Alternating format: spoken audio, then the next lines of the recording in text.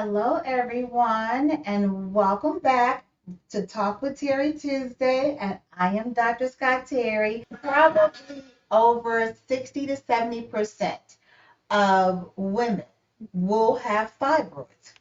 Do they always bother you? No, they do not. So, surgery is not the first thing that your doctor should be talking to you about if they discover that you have fibroids, because the majority of them have them. Have them as well. Doesn't bother me, so I didn't bother it. Now, what can be the symptoms that people have where it is starting to become a concern? One of the biggest complaints that people will have is heavy, prolonged periods. It can also be pain, depending on the size of the fibroids. It can be bladder frequency, especially if your fibroid that is sitting in front, pushing on your bladder. It can be severe constipation because if you have a fibroid that is pushing on your colon, that can slow the movement of stool. So there are multiple symptoms. When you go to have your annual exam, your gynecologist, or if you're seeing a primary care doctor that sees you, they should be examining you to feel to see if your uterus is enlarged, to make sure you don't have any enlarged ovarian cysts. But if you do have fibroids, one of the biggest things, or one of the first things that we'll do is actually get an ultrasound, because we want to make sure how many do you have? Where are they located? Are they in the lining of the uterus? And I will tell you that the ones that are in the lining of the uterus usually causes heavier periods. Is it pushing on something other than like where it's supposed to be? So we get an ultrasound so we can actually determine where the fibroids are, how large the fibroids are, and whether or not we need to do anything. And once again, the reasons that people will have treatment, and there are a variety of treatment. It is not just surgery. And once again, probably shouldn't be the first thing that your gynecologist or whoever sees you tells you you need to have. There are other options, which we're going to get into. But one of the things I tell people, if you're having heavy or irregular bleeding, you will need to have a biopsy. And most of them are done in the office. Ideally, it is done where your doctor is actually looking inside the uterus as they do the biopsy to make sure, do you have a polyp? Is there something else that they actually see that can be treated at the time of the biopsy? So that's number two. So once again, the ultrasound is going to be number one. Number two, you got to have a biopsy if you're having heavy, prolonged periods, because we want to make sure that there is nothing else that's going on, such as uterine cancer. Um, Anyone who is menopausal and you start bleeding again, that is not normal. You have to go and see your doctor. I've had people who came in, they were 60 and 70, and they were like, well, I just thought that that was normal. If you have gone through menopause, it is not normal for you to actually have a cycle. I'm going to stop this, sorry. But what I tell people is that anyone who is menopausal, you should not be experiencing any further bleeding. If you are, please make an appointment with your gynecologist. Don't just assume that this is normal. It is not. Make sure you see your gynecologist. So the biopsy is number two. What are the treatment options? It all depends on the size of the uterus, where the fibroids are, what your symptoms are. For people who have heavy bleeding, we can start with medication. There's something called myfembree. That's one of the medications that actually decreases the amount of bleeding. It doesn't change the fibroids, but it helps your symptoms. And that's something that you would take every day. Everyone is not a candidate for it, so you have to talk to your gynecologist in regards to it.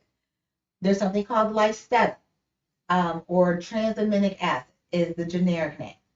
That is a medication that actually also helps to stop bleeding, but you take it 3 times a day during your cycle. We have some people who don't want to take a pill every day, which is fine. That would be me. That's fine. Lice is an option that you can do, but you have to do it 3 times a day during your cycle. The other options are we can do hormones. So I've had people do anything from an IUD that has a progesterone hormone to taking birth control pills to doing the vaginal ring to doing the depot injection. So there's a variety of birth control options that we are using to treat your symptoms of bleeding, not necessarily just for birth control. So that's another option that you can do. There, and I'm gonna go, there's a list. So there's a couple more that are non-surgical. There is something called a uterine artery embolization or a uterine fibroid embolization that is done by radiology. And what they do is they go through the groin and they inject a substance into the blood vessels that supplies the uterus. That generally stops the blood flow to the fibroids, which the majority of the time will cause the fibroids to shrink.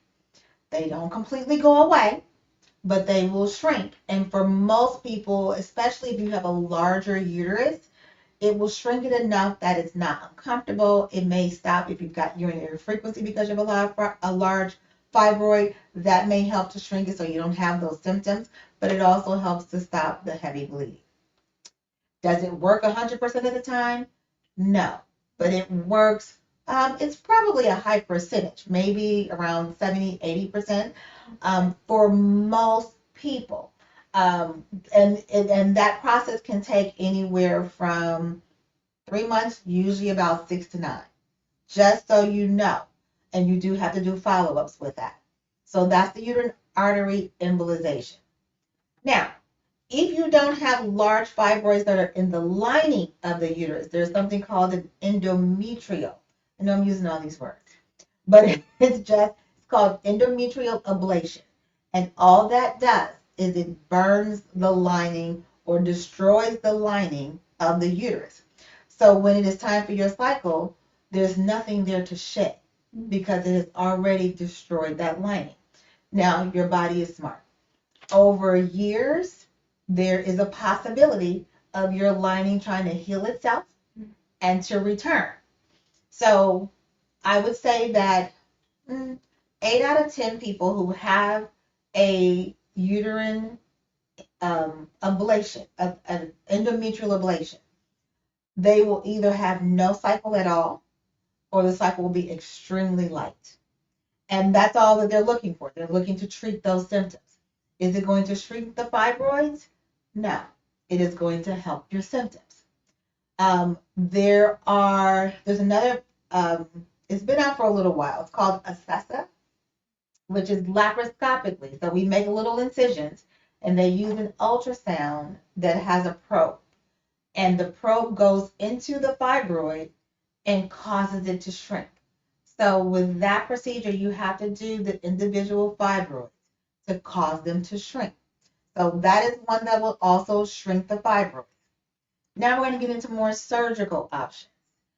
If you have fibroids and they are large or they're causing a problem for you, there is something called a myomectomy. What a myomectomy is it is strictly removing the fibroids. It is a surgical procedure to remove the fibroids. Can fibroids return? Yes, there's a possibility that those fibroids can return because you may have some very small fibroids that they may not feel or see, and over periods of time, those fibroids can grow. So that is called a myomectomy. We usually kind of reserve that to someone who just really wants to keep their uterus forever, which is fine, or people who want to conceive at a later time. Because we don't want to do anything that's going to be harmful to cause you not to be able to conceive. So if you want to get pregnant, it is not ideal for you to do a uterine fibroid embolization or an ablation because we don't want to destroy or limit any blood supply or cause any damage to the tissue if you want to continue to or have a possibility of having children in the future. So that is the myomectomy. The next one is a hysterectomy. Now, hysterectomies have evolved and they have gotten better and better and better. So now the majority of gynecologists, when they talk about hysterectomies, they talk about doing it laparoscopically, which once again, it's small incisions. They either detach everything from above and pull it out through the vagina and then stitch everything up. I know this might be a little graphic for some people, but that's what it does. The plus with that is that the recovery time is significantly decreased. So a lot of people will go home that same day after having surgery or either the next day, and their recovery time may be 1 to 2 weeks. Before, we would make larger incisions and you would stay in the hospital between 2 to 3 days, and your recovery time was 6 weeks. So once again, and there are still some people who will need to have an open surgery where they make an incision. If your uterus is up to your chest, they cannot do this laparoscopy. So, if your uterus is growing like that, you need to be seen before it gets to that point, ideally. But I tell people that the other option is the OA. And even that's still a little bit better than what it was, but we make an incision and actually remove it that way. There's also, if the uterus is small enough, that you could do everything from the vagina and detach everything from below and then close the vagina. And you go home the same day. Recovery time is still the same. So there's a lot of different options and a lot of different ways.